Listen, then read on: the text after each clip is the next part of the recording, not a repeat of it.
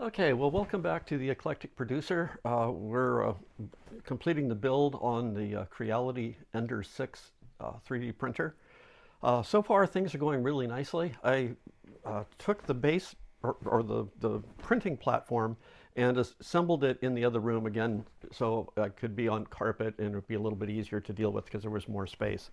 But it goes together very easily. There are two screws on either side where these supports go in, and then there's a triangular platform underneath it, so just bolt in with two screws.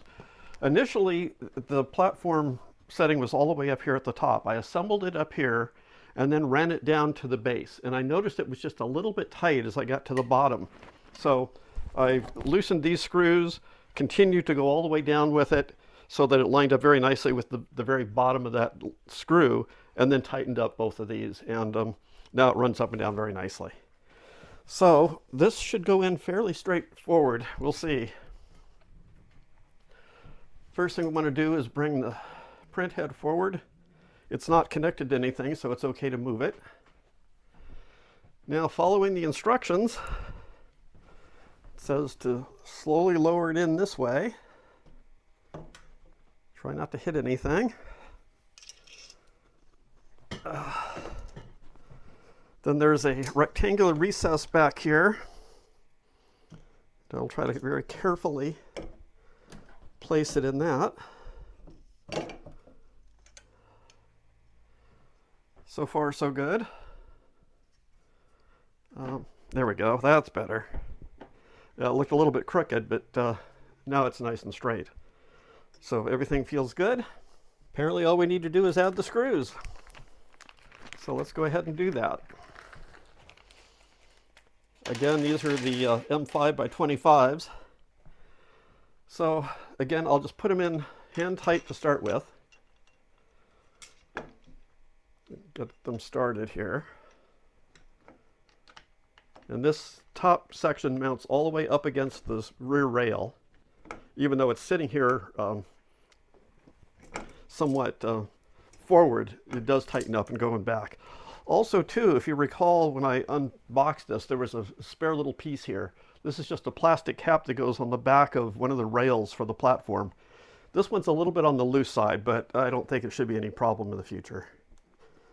If anything, I'll add a little bit of glue or something just to help tighten it up. So there's one screw hand tight.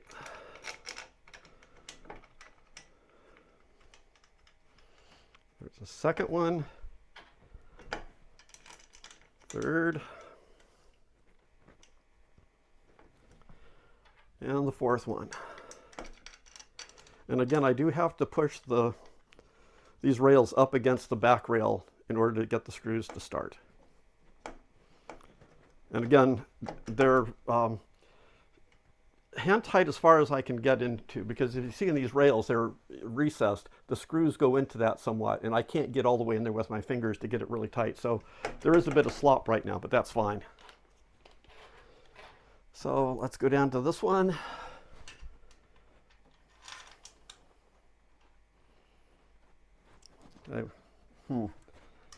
That didn't go in quite so nicely. Let's see how the rest of them do. Oh, that one feels good.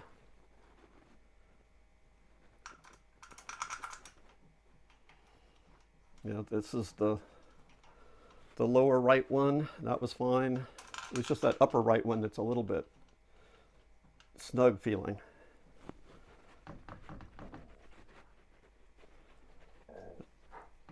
Yeah, that could be just the way the threads are.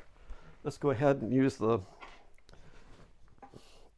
Allen wrench right now and see how it goes in. Yeah, it's fine now. No issues. So I'll go ahead and just lightly tighten them.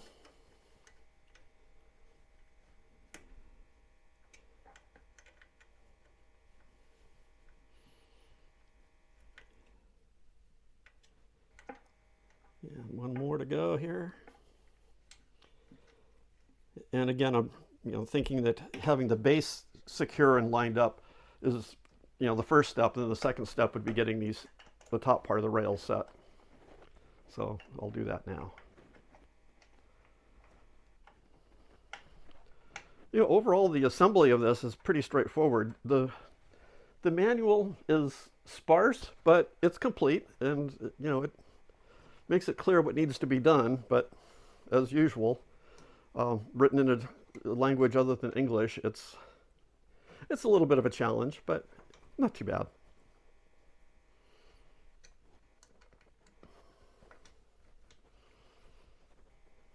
Okay, so there's those somewhat in there, making sure everything feels somewhat good. Now I'll go back and follow the same order and snug them down. I'll start with that top right one, which is a little bit tight. Okay, and then go to the opposite corner.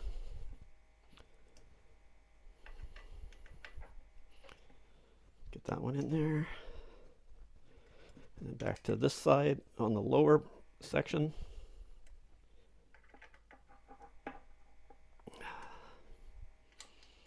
Sorry you can't see this, but you get the idea.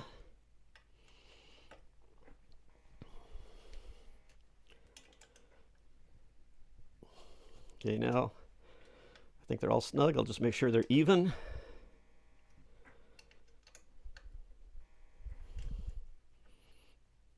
Okay, and now the same for the top ones.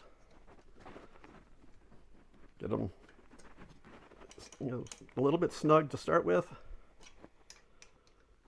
Following a opposite corner pattern to tighten them.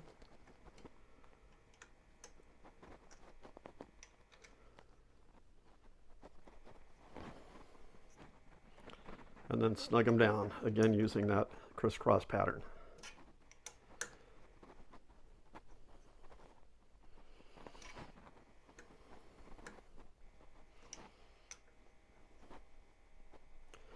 Okay, that's bolted in place. Let's see what the next step is.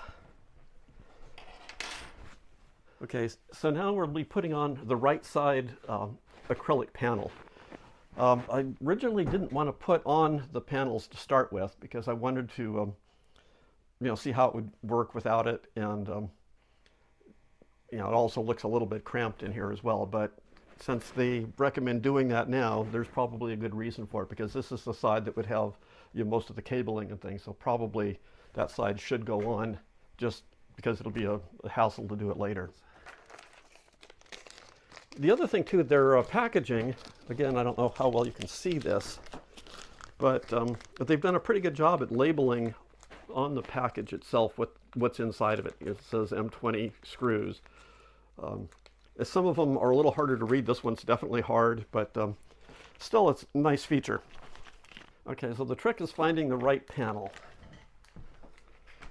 Well, actually, that was pretty easy because only one panel has all these holes in it. So it's not labeled or anything, but it's pretty obvious. Does this have any sort of a clear coat on it? Doesn't seem like it does. So I'll go ahead and install it as is. Let's see how this works.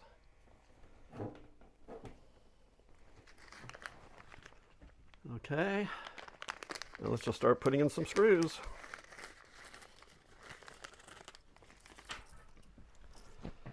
Again, I'll start at the top to make it easy on myself. Generally, I'll do something stupid and start like on the bottom and make it really difficult. This would also probably be easier if I laid the whole unit on its side as well, but it's here and it's going to stay that way. It really does look like it should have some sort of coating, but I guess it doesn't. Okay.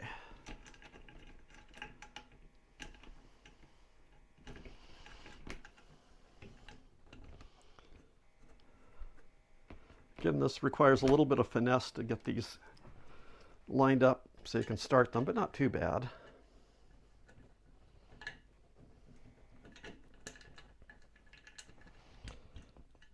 And then as soon as I say that, of course, start to have trouble with it. So there's the first four. You definitely want to start these finger tight or just finger pressure first, because it feels like these could be easily cross-threaded if you don't. Some of them, a little bit of a trick to get it started. And if you tried it with some sort of a power tool, at least initially, I could see that being a problem.